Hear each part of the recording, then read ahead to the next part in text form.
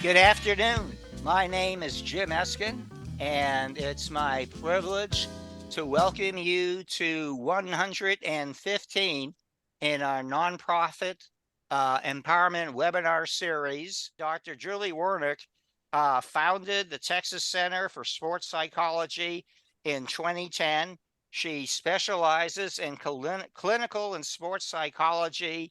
The center works with athletes at all levels to help them reach optimal performance. And I'm going to stop there because I'd rather have her talk than me talk about her. But before we go, and she has a fantastic podcast that I strongly encourage you to listen to called Getting Gritty. What do you say we get gritty? Let's get gritty. Okay, let's find out a little more about you. Could you please tell us about the work of the Texas Center for Sports Psychology and why you started it? Sure. Well, I'm a clinical sports psychologist, so I tend to my strength. I was a collegiate athlete, a high level, an academic All-American, and I fell in love with sports psychology in college. Just my own head and perfectionism. Learned a lot about myself, and I wanted to help people. I wanted to help performers. That was my original goal, was to help elite athletes and high school, college, pro be the best they can be in their respective sport, and also with teams. As I evolved, I recognized that parents, leaders, coaches, and organizations all need a lot of help with creating a healthy environment. My strength in what I do now is I work with primarily athletes who have any issue on and off the field. So if it's a golfer, a pro golfer, it's how to perform under pressure, how to perform in competition. But the benefits of me being a clinical psychologist is I also help them deal with like relationships, stress, coping with anxiety, if they have a loss, dealing with all of it. So my training is very comprehensive in that I'm not just a performance coach, but I'm also a mental health clinician. And that's kind of what I do. And I work with teams, but mostly from the performance in team environment, athletic environments. Right. Okay, I forced in this question because as a casual sports observer all my life, I had to ask you this. Which do you think is the most challenging athletic sport and why? So, fortunately I played, I was on an all-state volleyball team, all-state basketball team, high level softball, so I was 38, baseball. I played flag football. I play competitive tennis now. So I played a lot of sports at a very high level. In my personal opinion, I think baseball is probably one of the hardest sports because it requires such technical precision. And to be able to hit a ball moving at very high speeds is very challenging. The other piece is you have coaches, like in a team atmosphere or in a leader in a culture or in an organization where there's a lot of things out of your control. So you have to be able to perform when you have a coach yelling at you. You have to be able to perform when the conditions aren't very well. Whereas if you're in an individual sport, people would say golf. I'm like, well, golf, really the only enemy is yourself. And if I can control yourself and the enemy within your head, then to me, it's more simple. But baseball is super hard, and you can do everything right and fail most of the time. That's an interesting way of putting it. Let's get to the topic at hand. And I know this is going to sound like a why is there air question, but how can you tell if you're happy at work? Good question. I work alone for, since 2007, so I don't have to deal with people. But I think that, in an environment, you have to be very introspective. I'm just going to throw it out there, and obviously people, please raise your hand and people talk about it. But, I think it's important to know, first of all, your mission. Are you happy with the mission of the organization, and does that inspire you? And then you got compensation. Like, do you feel like you're getting paid? Are you worthy of that? And if your self-esteem and self-confidence is high, you're going to want to be paid more with what you're doing. And then obviously your coworkers and the toxicity in an environment plays a role on happiness. So I would think, the mission, I would think are you feel like are you loved? Are you cared for? Or do you Yeah. feel like you're worthy? And I think that's super important. Like, do people say, we love your work? And I think more people are more negative and positive in this world. Yeah. Okay, let's flip the coin. How can you tell if you're less than happy at work? Mm. That's a good question. Did you work in nonprofit for a long time? 35 years. So what are your thoughts about that? And maybe I can piggyback on that. Less than happy. Okay. Um, I'm idealistic and maybe a little naive. I grew up with the dream of doing something to make the world better. You know, I maybe would have liked to have been president of the United States or senator, but I started in public relations and corporate public relations, and then had Hmm. an employer leave San Antonio, and I entered the nonprofit arena, and I raised money for 3 different universities. And I got to tell you, raising money for scholarships, raising money for endowments, and for exchange programs, I mean, it just made me feel good. And now what I love doing is helping nonprofits. And in my Hmm. mind, my parents have passed on. All my life, I wanted to do something to make the world better. And I think every day, which I devote some energy to this, I can see my parents smiling down on me. So in that regard, with the ego, when I first said I wanted to do sports psychology, my goals were to be at the Olympics and working with professional sports team. But as I start getting involved and realizing what is happiness, we talked earlier about capitalism and people making a lot of money. And I realized that what is contentment versus being famous and having a lot of money and having notoriety. So I have changed along the way where, Yeah. like you said, I want to give back. I want to feel good about what I do. And I've kind of changed the way I look at my legacy in life and what's important. And are we chasing the carrot and learning to be happy within? That's a tough question. Hmm. you know, do you want to? So I would like someone else to maybe raise their hand and maybe offer a question or to me more in I'm going depth to go about that. quickly. Um, Okay. I'm going to pick on her. She's been Okay. a excerpt before. Marjorie Hope, are you in the audience?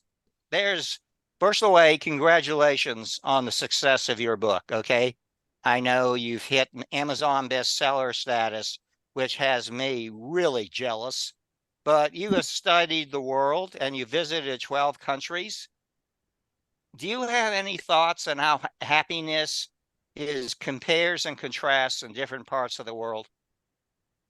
I do. I agree a lot with what Dr. J said. Um, First of all, everyone I've talked to, including all the different countries that wrote in my book, they said the same thing. And that is that the essence is that we all share similar hopes, fears, Mm, and aspirations. And although we have many, many differences, we all have the same needs and hmm. wants. Basic needs and wants don't change, no matter where you Mhm. live or who you are, whether you have a lot of money, no money, different ideologies, religions. Everybody goes to the bathroom, everybody Yeah. eats, everybody sleeps. And I think happiness is from within. And I Hmm. believe everything is stressful. Every day is stressful. But and baseball is a perfect analogy. When I was listening, that's what I liked what you said, Dr. J. Baseball is uncontrollable. Life is uncontrollable. You wake up with a list in your head of what you think you might be doing. And I know halfway through the day, I'm rewriting my idea of what I was going to do that day, because things just happen. Things are thrown at you, and you have to be Hmm. adaptable. And that's why I Yeah. believe in movement so much, because I think that gets out the ants. It gets out the ants and By the way, ants. Dr. J, and I'll brag on her, but Yeah. Margie is a former competitive gymnast, and she ran a gymnastics school, and she's worked with some Mhm. of the great gymnasts.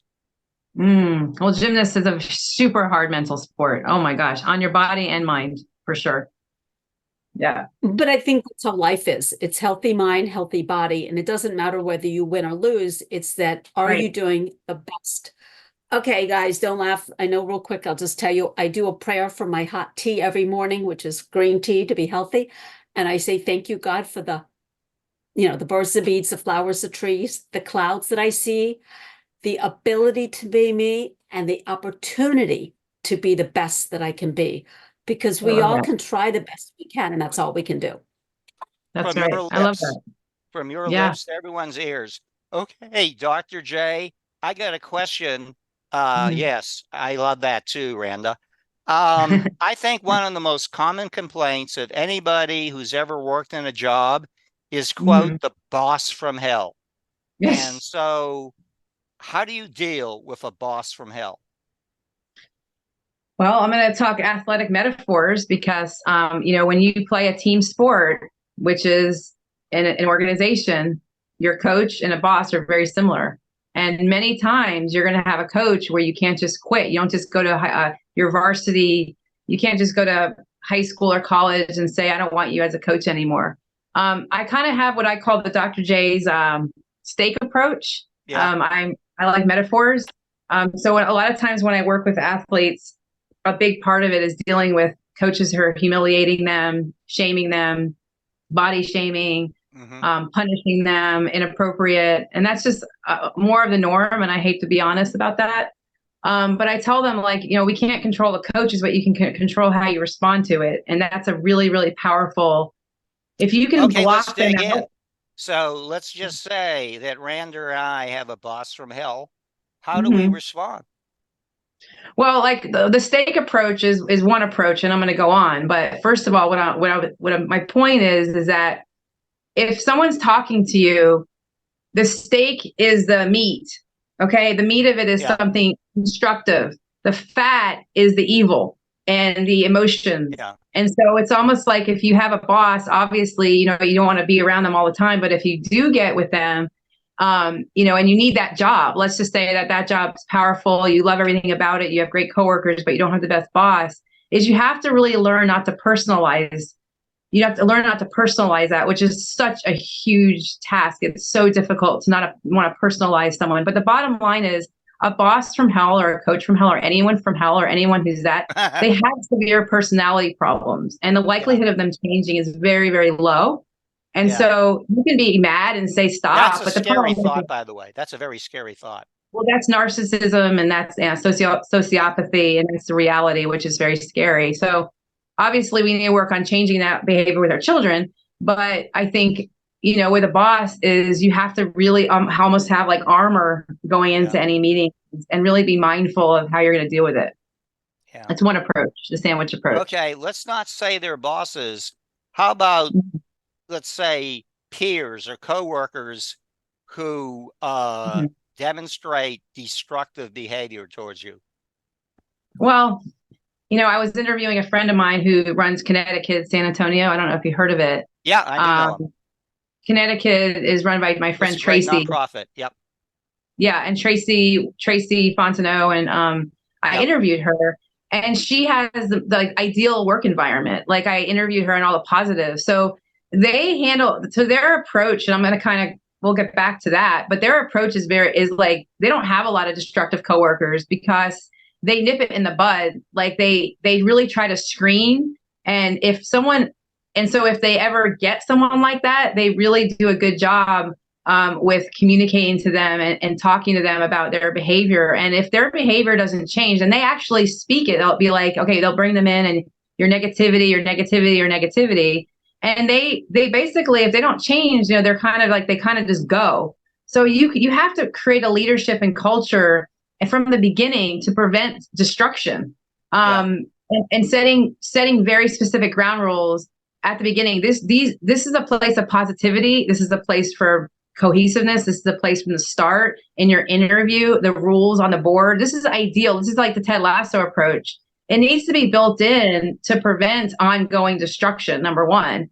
But you have to be able to have a leader, whether it's designated leader or an emotional leader, where they, have to assert themselves with that person. And there's roles involved. And I think organizations don't do enough of psychology preparation. A lot of leaders in businesses or even on sports teams, they want to ignore psychology and they only want to make money, make money, make Win money, games, and win and games to win. make money.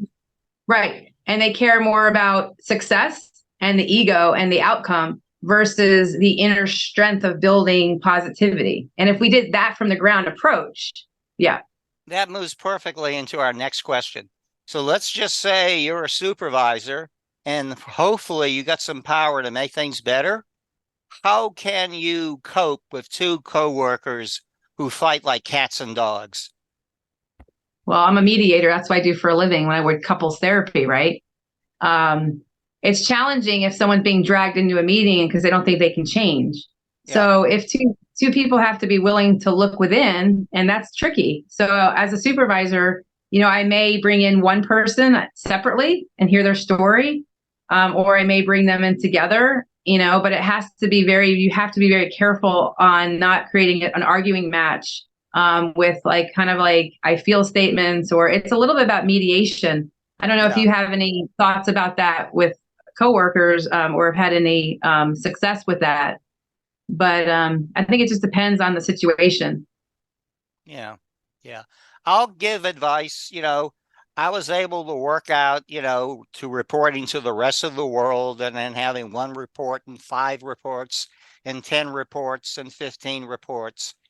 And I love my wife said, manage the way that you like to be managed. And I always kept that in my mind, simple wisdom. Another thing that you specialize is team building. We hear so much about building cohesive teams. I think it's easy to say, much more challenging to achieve. What's your perspective on building cohesive teams? Well, first of all, people complicate everything in the world. Darn about that. That's why I say like golf it's not that complicated once you get it. Okay. And the common sense approach, if people just were sweet and kind and be like, Jim, you're freaking awesome. Like, I love the way you said that, or man, that was great. And if we gave more love, it would just be cohesive from the beginning. So common sense would be like, why not be more complimentary? But in order to do that, a lot of times we need to create that. And so like, I remember talking to Tracy, I said, what do you do to breed team cohesiveness? Because I knew that would be a question. And she said something really cool. She said at the beginning, what we do is we buy a bunch of like $10 or $15 gift cards. Like we have like 30 or 40 of them. That's an organization. And if someone does something really great out of the blue, or just says, you know what, I'm going to take your shift, or, hey, I'm going to go down to the Alamo Dome and do this for you. She will put a gift card in the mail with a note and mail it to that coworker in thanks, not knowing it's coming. And it's simple and it's awesome. Yeah.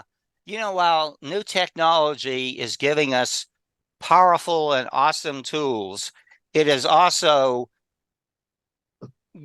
enormously blurred the distinction and boundaries between the home and the workplace. How do you recommend a supervisor establish reasonable boundaries so email, text messages, cell phone calls aren't made during the evenings and weekends, only for extraordinary circumstances? Well, that's a good question. I also asked Tracy that question for help, what she does. And she said that it's respect. I mean, it comes down to respect. Just like people don't take advantage of my time. They know that I'm home with the kids at a certain time. I don't expect anyone because of my expectations. So number one, the leader has to have appropriate boundaries and respect for other people, that their life should be balanced. It shouldn't be this organization. Now, if it's a very important thing that's happening with a special event, then you could say, I'm so sorry to be bugging you at 9 o'clock right now, but we really need this. And so I think if you put it like that, but I think respecting each other and recognizing that we're more than the organization, and then just make it a note that only for emergencies, we got a sign there, only for emergencies or special, will we do it on the weekends or after hours? I don't know. Yeah. I'll tell you as a supervisor, I admit I'm a little crazy. but I always felt, for some reason, if I was up at 3 a.m. at night, and that's my problem, but maybe I might write some email for my staff and everything the next day. But darn, I wasn't going to send it till like 7:30 in the morning Right. because I didn't want to think, they have a supervisor who's up at 3 a.m. And by the way, I've been on the receiving end, where more than 10 years has passed. A president of the university would be sending an email like at 3 or 4 a.m. to a large distribution group, and all sorts of people responded. That's why, and it hit me as a leader, you set the tone, and what you do is going to be followed by Right. others. The most important is the leader of the organization, and they need to set the example. It's hard when your leader is more toxic, because it puts more responsibility on people below, underneath. But I think I think everything needs to be clearly delineated on dry erase boards, in emails and papers that we respect and we check in. I think one other thing with team cohesiveness is like, why can't organizations have meetings, and then in the meetings, instead of going right into business, say, hey, I want everyone to give a couple, you have 1 minute to share how your life is going right now. Like what's going on in your life. And I think that would bring in that cohesiveness as well. I've heard that called the check-in. Where are you right now in your life? Well, it's just, people, you want to be cared for. And when you feel cared for and loved, you're going to want to work harder and the organization is going to flow. Yeah. Okay, spurred by the pandemic, we've seen a giant increase in what's called hybrid working, with some people working in the office, some people working remotely from home. What are some of the challenges in the hybrid workplace of harmony and building cohesive teams? Well, I just speaking from what I think about it, and if someone has anything they want to share, but I would think that like I'm a little hybrid. I do work at home and I come to the office, but I'm a one-person show. But I like the idea of making people get together, whether, it's out to lunch, because it gets isolating just being at home. And you're talking about workspace, you're talking about cohesiveness and workplace stress. I think we need to create an environment where, you work at home, but you make people kind of come in and you take care of them and be a little more extra special about creating more cohesiveness, prevent burnout and isolation. Okay, this one might hit you a little odd, but do you think it's healthy for employees to get together after work socially? I think it depends.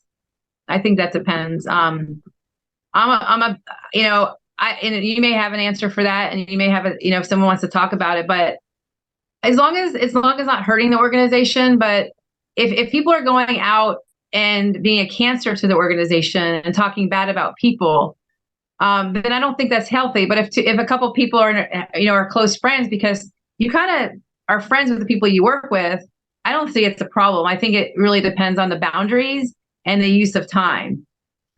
I think it's fine, but if Jim and Dr. J get together and talk about how awful Randa is and get into gossip, that obviously is very destructive. And unfortunately, that does happen.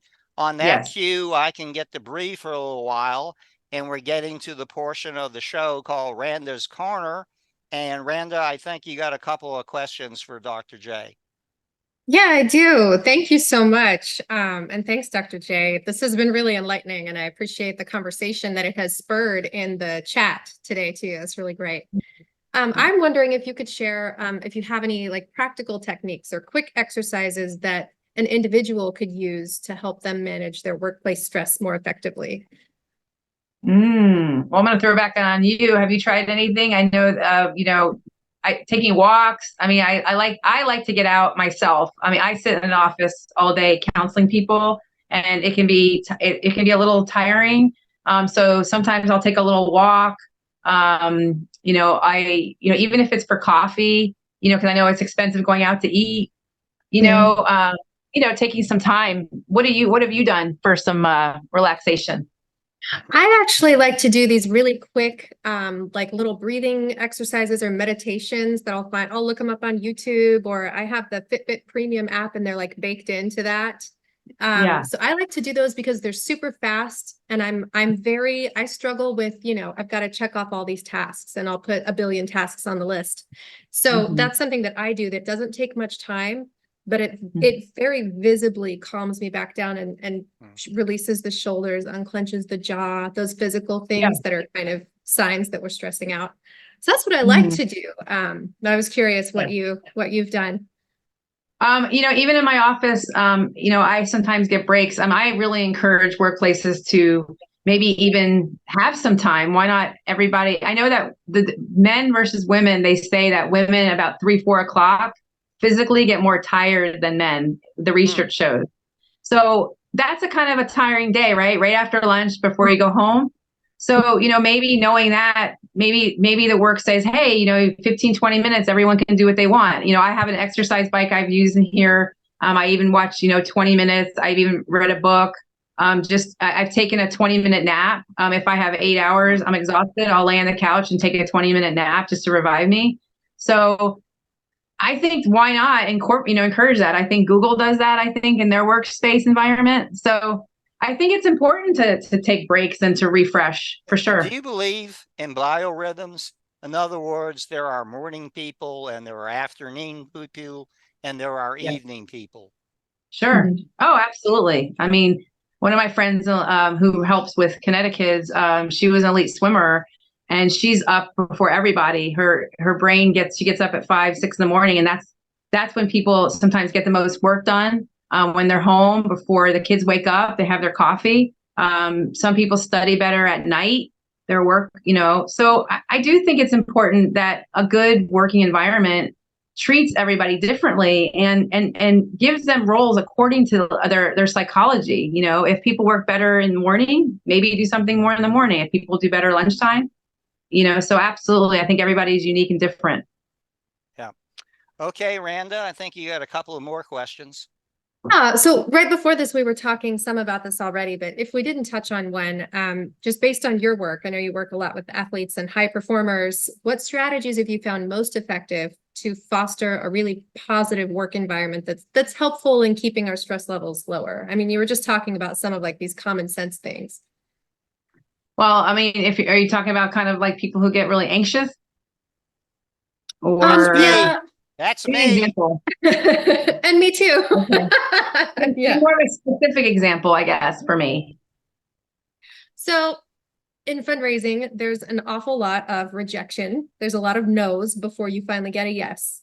And that can be really stressful when you're on, like, as an example, I'm on a fiscal year timeline and I've kind of got this goal in mind, a number goal to reach by a certain date. And if I don't feel like I'm on track, but I keep getting no's, that can make me really anxious and feel really stressed. That is important. So how do you incorporate perfectionism and goal setting?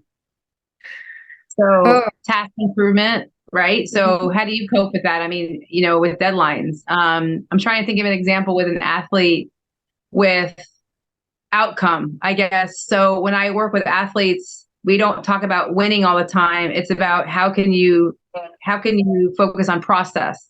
What can you do to get better? And the goals can be something small. Maybe someone's goals are just too lofty and your expectations are too high. Yeah. Yeah, That's one reason I like to, now that I've been doing this for about 15 years now, and now I like to set, I know we have to have money as a nonprofit, any business has to have it, but I like to set a lot more goals around the work that we're doing. Like, how many times did you communicate with your donors and in what ways? And how many times have you said thank you? And how have we cultivated and kind of set goals around those items instead of just the monetary goals. And that has helped. That's helped me prioritize the work that I'm doing so that it will kind of organically lead me to success instead of just staring at the not being at it. Yeah. So, we're working with athletes, and, I was talking to John too about how we can make it bigger, but my workbook that I have, it's about setting mental, technical, and strategic goals for athletes. And I think that would be actually good to use it for like someone like you, where Instead of focusing just on outcome, is focusing on very specific goals. And if you meet that specific goal for the day, you kind of reward yourself. So you feel like so you feel good every day versus just waiting to feel good based on an expectation or an outcome. Yeah. Oh, that's really great. That's really helpful. Thank you. I like the way you put that. And also Linda, I think rejection. you have one more question. Yeah, go ahead. Mhm. Oh, okay. Thank you. So I talked about this earlier, but I've had the privilege of raising money for 3 different opera companies in Texas now. And so in my head, I'm comparing what you do with performing arts. Could you compare for me, like the mental preparation of your high performing individuals in sports versus performing arts? Oh, wow. I mean, I think very similar. So I think everybody's tool, I have 2 tools. One is script writing. So like telling yourself what you want to happen. So like if you're singing, your ideal, your before, your during, and your ending, your ideal script. And also visualizing is a very important tool. So when I was like 20 years old, I'm like, okay, I'm going to be a sports psychologist. I'm going to have twins. I'm going to do this. And so you're kind of putting it in the universe, and it's very powerful. So everything you're kind of speaking will create that. So, you could use a visualization piece where every day you're kind of thinking about what you want to achieve in your work. And because that's another confidence tool. So your positive self-talk, but also, visualizing what you want to happen, or even writing it out, what you want to happen, is very powerful. And I recommend the book, The Success Principles. In writing it, hearing it, seeing it, putting it out in the universe. It's very, very powerful. That when you speak it all the time, eventually it can become it. No doubt. Belief and confidence are your biggest weapons. I can see that. Yeah. Thank you. Dr. J, almost universally, Mhm. meetings have a terrible reputation that people dread being invited and going to meetings. Yeah. What is your recommendations for a productive meeting? Oh my gosh. So I've done, my work is with teams, and I love working with teams because I make sure everyone says something. So if you feel like I'm an includer. So if I'm going to be at a restaurant eating with people, if I'm going to be at a meeting, everybody's going to talk. I'm going to engage everyone. And so why you do that, it makes people feel important. So a great leader will prepare a meeting for every person in there of value. And so if they know that they're going to have positivity and value, they're going to want to be engaged. And the other way is you're going to call on them. They're going to talk. A lot of people don't like public speaking. There's 2 fears in the world: public speaking and death. Okay. So in order to engage, you have to create in that order. I don't know I think it's death and then public speaking. I'm more public speaking. I'm okay with death. Yeah. But I feel like, why not create meetings of fun, positivity, encouragement, and amazement? And then people will be like, oh yeah, I want to go to this meeting. And they know they're going to be called on. Yeah. Why does the meeting have to be boring? I want to say I noticed, I know she's still in the learning community, but I know she works for a great nonprofit. Leah Rosenauer, are you still in the audience, president of Girls Incorporated? Yes, here at Girls Inc., we inspire girls to be strong, smart, and bold. And much to this conversation, many, if not all of our girls are dealing with, some really serious mental health challenges, from social media to anxiety to peer pressure, all of the things.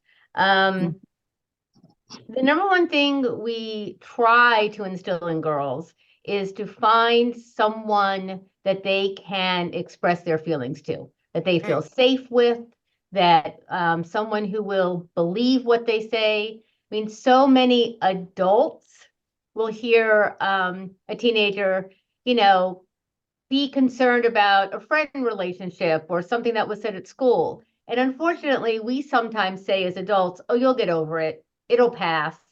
And when we do that, we really kind of dismiss what that student is feeling at the time. And for that girl that we're working with, that interaction, that stress, that anxiety over a test is real and big in their heads.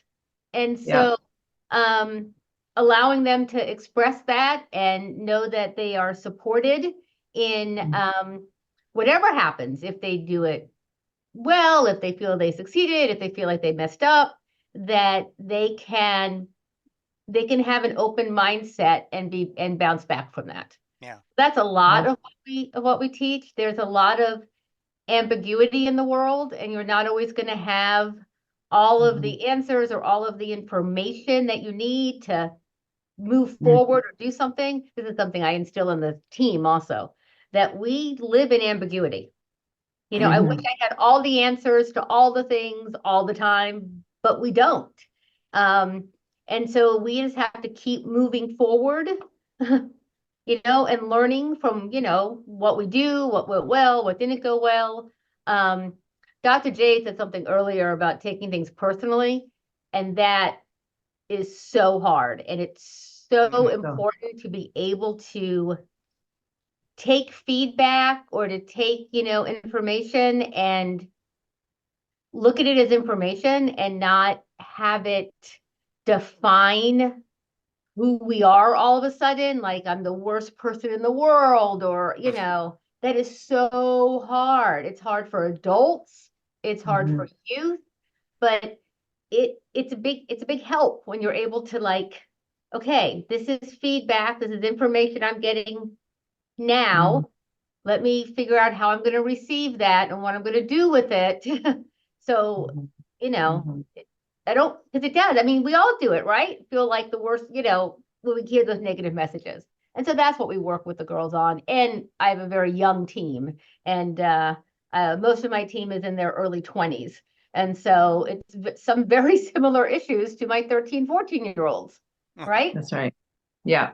Well, I like that. Leah, thank you. And thank you for your leadership to the community.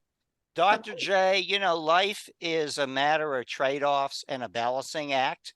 And so what is your thinking on balancing the competing goals of money, compensation, good benefits, and a healthy workplace? Money and benefits versus a friendly, healthy workplace. God, I mean, I think, I mean, ideally we would want both, right? I don't know Yeah. how And I'd how like to many- be 6'6" and be able to play like LeBron James, you know? Yeah. Actually, Well, I mean, I'd rather be Tom Brady. yeah, true. What can you control? So I think if you have kids to feed and, you know, you have a house of bills, you know, maybe that financial need is more important than the friendliness of the coworkers. Because can you control the compensation at that job? I don't know. I mean, it's pretty standard. Can you ask for an increase? The friendliness piece is something that can be worked on, hopefully. Yeah. You know, but if you need the money and that's more important, or can you find another organization that pays and compensates you well, but how do you know the grass is greener and, you know, somewhere else, right? You just don't know that. I'm a firm believer and that you don't know what that workplace is like until you're in it. I'm sorry. Right. You know, it's like the first day of school. The first day of work reminds me of the first day of school. You know what it's like until your butt is in the seat. Well, you don't know someone really also until you date them or you work with them. Yeah. Yeah. You shouldn't do both, by the way. Okay. I agree. How can individual employees set stretch yet realistic goals and plans for professional growth, and that syncs with mental health? I told you there's no easy questions on this program. Yeah, I mean, your personal growth, like going to conferences or retreats or workshops. Are you talking about adding those into the mix? I mean, generally, say, you know, I'm here in my career and I want to advance. You know, what are some of the strategies to advance, but retaining a sense of enjoyment of what I'm doing? Well, I mean, I think, you know, from my perspective as a psychologist, I like going to conferences because I feel like I like to learn and grow, but you also have to be satisfied with your work because you can't always be like, oh, I'm never enough. I want more. I want more. I want more. But I feel like, you know, as human beings, if you're not learning and growing, then you're just going to be stunted. Yeah. I think the perfectionist mindset is a struggle because people are like, if I only have this, then I'll be happy. So, if you can be satisfied, but still say, you know what, I listen to podcasts, I do a podcast, I read books, I go to conferences, I constantly enjoy growing. Yeah. But I also know that I'm the best I can be where I'm at. And if I'm not growing and learning, then I don't feel like I'm accomplishing a lot in life, So I hope organizations, have room for growth. I don't know if they pay for personal growth or retreats for their employees, but we should the organization also should be growing and evolving too. And the people should be growing and evolving. I know I always ask my clients, how can I be a better sports psychologist for you? Are you getting what you need? And I think a great leader should do that. They should have the confidence to also get feedback. And I think that's a problem is the leaders expect you to be coachable, but they're not coachable. Yeah. Okay. You don't have to name names unless you want to, but, you can talk generically. Hey, I got your interest. But do you have any favorite stories about athletes and clients you've worked to elevate them to the next level in their particular sport or competition? To me, my ego has been checked a long time ago. So, when I have a 10-year-old that, is amazing and I coach them and, they reach a goal and they look at me and smile, I'm thrilled. My professional golfer I just texted I have a pro golfer that's his first PGA tour starts tomorrow. Wow. And I just published my book, my journal, and I gave it to him and he's thrilled and can't wait to use it. And so earlier I just thought of him and I just put a very inspirational, and I said to him, one of your responders said, be grateful. And I said to him, you've already made it. You're a pro golfer. Like you're already amazing. Yeah. Like go out there and just enjoy every minute of it and have perspective and have fun and enjoy it. I like what she just said, having, sports should be fun. And so I have so many stories from, some pro athletes I've worked with, but just athletes who are in very dark places that I've helped come out of the darkness is probably even more important than just winning and losing and hitting a game-winning shot. I mean, when someone walks out of here and they've been so hard on themselves and they just need permission to fail, and I'm like, you're amazing, like just go have fun and stop caring so much about mistakes, and they go out there and they shoot a 65 in golf. Yeah, that's great, because I give permission for people to have fun and enjoy. And I wish more people had fun and enjoyment, like the person who just wrote in their workplace. Like, imagine if we had fun. I have a quote, is freedom, because it is freedom. When you're enjoying it and people treat you with respect and love, like you're going to want to go to work. Unfortunately, I don't have that. I work alone. But, if I was to work in an organization, I would be like, let's enjoy it. Like, let's sit and talk about it. Let's bring out our differences. It's 1/3 of your life, really, work. Yeah, it is. It should be fun. And, this is fun for me that I get to be on your podcast and to give back to people and do my podcast. It's so enjoyable for me, and we need to help others. And that's enjoyment right there, What are some of the common signs that stress is getting out of hand and really start to present a danger to your health? Well, the number one, heart attack is important. I mean, as far as the number one medical condition, and anxiety is and stress, so especially women, we don't get checked enough. Our heart rate increases, muscle tension. I'm sure you have some answers with that, but just feeling, if you're feeling tired all the time, like that's the staleness is pre-burnout, and there are times in my life too where I feel tired or burnt out, when I work with populations, and I need to change things up, so, I think it comes in, physical. Are you physically distressed? Are you just tired and fatigued and burnt out? I think it's important to have a good social support network. I think we need friends. And I think especially women who have kids and go to work, and kids that go to work and cook and clean, and men too, it's exhausting. And sometimes I think you just have to say, bye kids, here's pizza.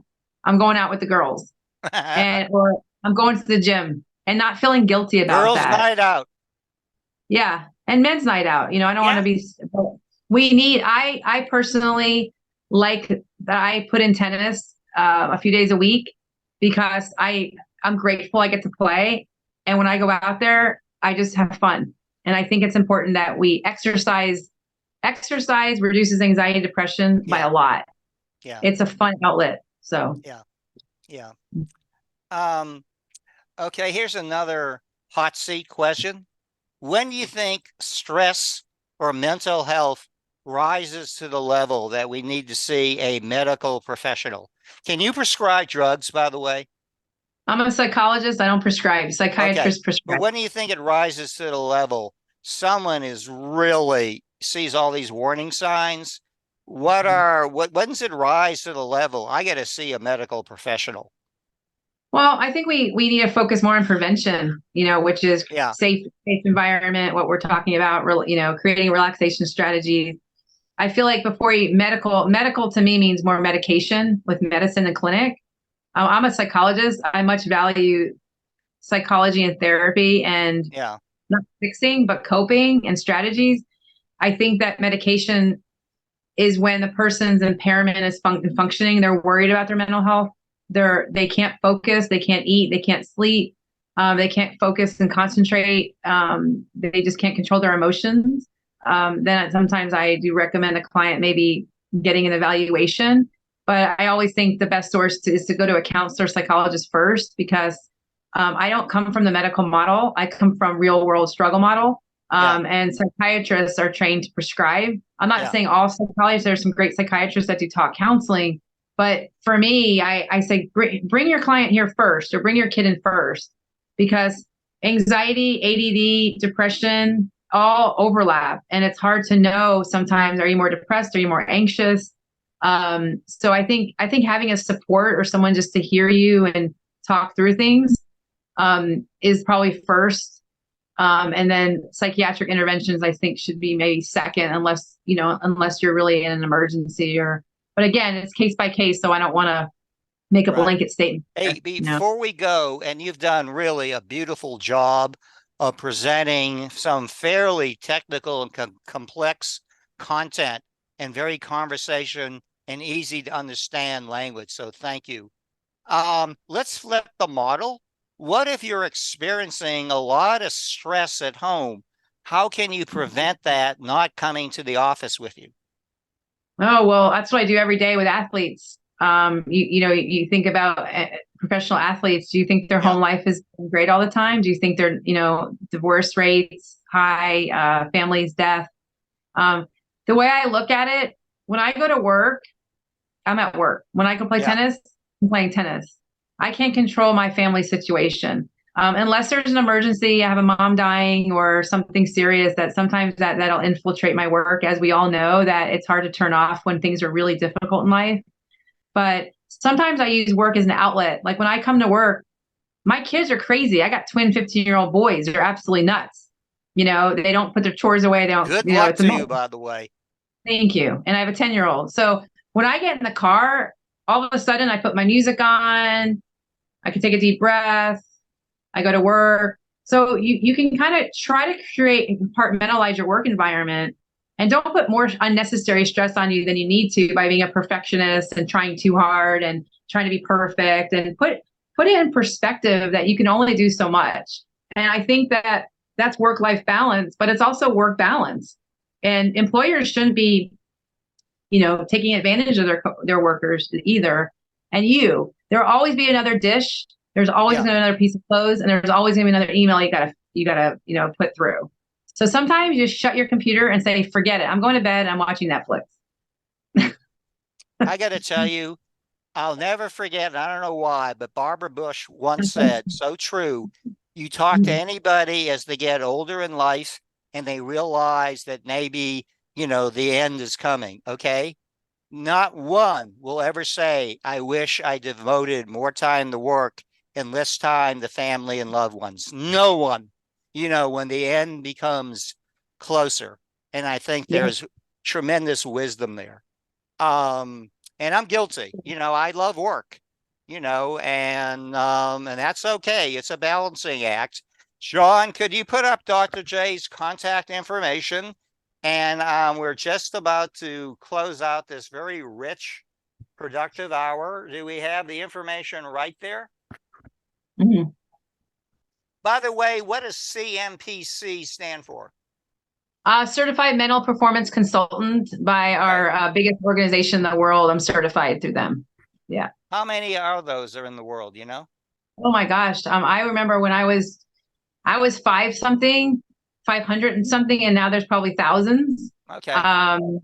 But the difference is I'm clinically trained versus just sport performance. So I can understand psychological conditions as well as sport performance. Mm-hmm. John, we got about 90 seconds left. Is there anything the audience would like to ask? Take advantage of Dr. J. Her meter is not running at this moment. Well, I tell you, there's been a lot of talk in the chat room and just a lot of sharing workspace situations. And there's no particular questions, but there was just a lot of dialogue Good. inside the chat room. Dr. J, you've really enriched everybody on the other end. John, by the way, could you go? We haven't shown it in a while. Getting Gritty, we have our own podcast series, and it's called Nominate Your Nonprofit North Star. John, can you put that slide up? And by the way, what we'll be doing on LinkedIn and social and Facebook, we'll be posting 5 succinct takeaways of key points made by Dr. J during this very stimulating hour. And then John does a quick spin drive. And then tomorrow, probably about 9 to 10 a.m., we're going to post a recording of this, Dr. J, on LinkedIn and Facebook. And like most podcasts, as you know, most people are going to watch this on demand and not live. John, could you put up that nomination form again? I'm jealous with Getting Gritty. We got to get some more nominees. And John, we have 1 minute left. There it is. We want you. We have a podcast series. We've now recorded 11 of them. And you, the audience, can nominate someone that you work with, a neighbor, a friend, a family member, and that we will do a podcast interview with them that's distributed on all the major platforms. So, Dr. J, it's been a great privilege to get acquainted with you during this process. I look forward to continuing our friendship. I consider you a friend. I always like to have a Dr. J in my corner. And Randa, as usual, thank you for your great work.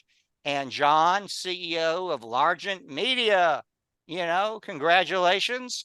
And so again, we'll put some quick takeaways that you might want to share with your colleagues. And then tomorrow you can watch a recording of this. Dr. J, I say, and the shortstops shall inherit the earth. Okay. Thank you for having me. It's been amazing. Okay. And we'll stay in touch. Okay. Yes. Thank you, Jim. Appreciate you. Okay.